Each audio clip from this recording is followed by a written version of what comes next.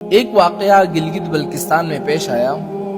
ایک شخص قبرستان کے پاس سے گزر رہا تھا تو اس نے کسی قبر سے یہ آواز سنی کہ مجھے نکالو، میں زندہ ہوں، مجھے نکالو۔ جب ایک دو مرتبہ اس نے آواز سنی تو وہ یہ سمجھا کہ شاید میرا کوئی وہم ہوگا، خیال ہوگا، کوئی آواز نہیں آ رہی۔ لیکن جب مسلسل اس نے یہ آواز سنی نا تو اس کو یقین ہونے لگا۔ وہ قریب کی کسی بستی میں گیا اور لوگوں کو بلایا کہ قبر سے آواز آ رہی ہے، تم سب میرے ساتھ چلو۔ انہوں نے آواز سنی، سارے لوگ آئے تو وہ تو واقعی قبر سے آواز آ رہی ہے۔ اب یقین ہونے کے بعد لوگوں کو مسئلہ پوچھنے کی فکر ہوئی کہ پہلے علماء سے پوچھ لیتے ہیں کہ قبر کھولنا جائز بھی ہے کہ نہیں۔ وہ لوگ محلے کا جو امام تھا ان کے پاس گئے، انہوں نے کہا کہ اس طرح قبر سے آواز آ رہی ہے تو ہم کیا کریں، قبر کھولے یا نہیں کھولے؟ امام صاحب نے فرمایا کہ اگر تمہیں اس کے زندہ ہونے پر یقین ہو گیا ہے تو قبر کھول لو اور اس کو باہر نکال لو۔ یہ لوگ ہمت کر کے قبرستان گئے اور جا کر جو انہوں نے قبر کھولی، جیسے ہی وہ تختہ ہٹایا نا تو ایک عورت ننگی بیٹھی ہوئی ہے اندر اور اس کا کفن گل چکا ہے، اور وہ عورت کہہ رہی ہے کہ جلدی سے میرے گھر جا کر میرے کپڑے لاؤ، میں کپڑے پہن کر باہر نکلوں گی۔ یہ لوگ فوراً دوڑ کر اس کے گھر گئے اور جا کر اس کے گھر والوں کو واقعہ سنایا اور اس کے کپڑے چادر وغیرہ لا کر اس قبر کے اندر پھینک دیا۔ تو اس عورت نے وہ کپڑے پہن لیے۔ جب کپڑے پہن لیے نا تو وہ قبر سے نکلی اور بجلی کی طرح دوڑ گئی اپنے گھر، اور اپنے گھر جا کر ایک کمرے کے اندر چھپ گئی اور اندر سے کنڈی لگا دی۔ اور جو لوگ قبرستان کے اندر موجود تھے وہ بھاگ کر آئے اس لڑکی کے گھر، اور وہاں کر دیکھا وہاں اس عورت نے تو کنڈی لگائی ہے۔ تو لوگوں نے دستک دی کہ کنڈی کھولو۔ اندر سے اس عورت نے جواب دیا کہ کنڈی تو میں کھول دوں گی، لیکن کمرے کا اندر صرف وہی شخص داخل ہو جس کے اندر مجھے دیکھنے کی ہمت ہو، اس لیے کہ اس وقت میری حالت ایسی ہے کہ ہر آدمی مجھے دیکھ کر برداشت نہیں کر سکتا، لہٰذا کوئی دل رکھنے والا شخص آ کر میری حالت دیکھے۔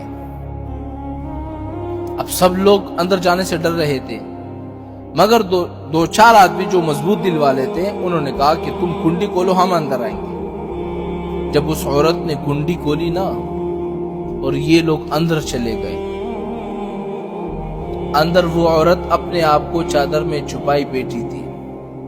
جب یہ لوگ اندر پہنچے تو اس عورت نے سب سے پہلے اپنا سر کھولا۔ ان لوگوں نے دیکھا کہ اس کے سر پر ایک بھی بال نہیں ہے، ایک بھی، وہ بالکل خالی کھوپڑی ہے، نہ بال ہے نہ کوئی کال ہے سر پر، صرف خالی ہڈی ہے۔ لوگوں نے اس سے پوچھا کہ تمہارے بال کدھر گئے؟ تو اس عورت نے پتہ کیا جواب دیا؟ سنیے گا۔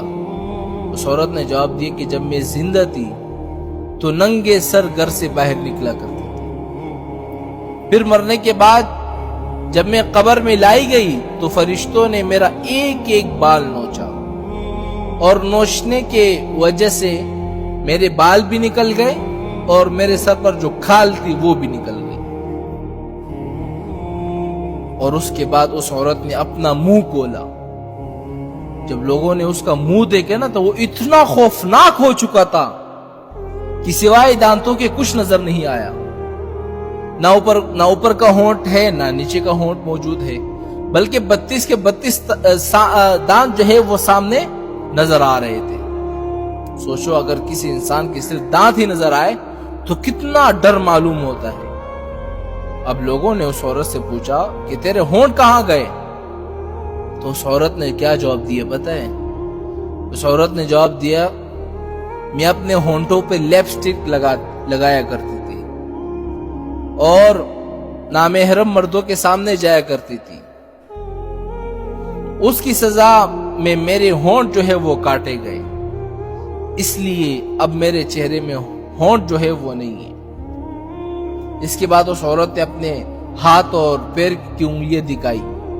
لوگوں نے دیکھا کہ اس کے ہاتھ اور پیر کی انگلیوں میں ایک بھی ناخن نہیں ہے۔ تمام لوگوں نے کہا کہ ناخن کہاں غائب ہو گئے؟ تو اس نے کہا کہ اس عورت نے پتہ کیا جواب دیا؟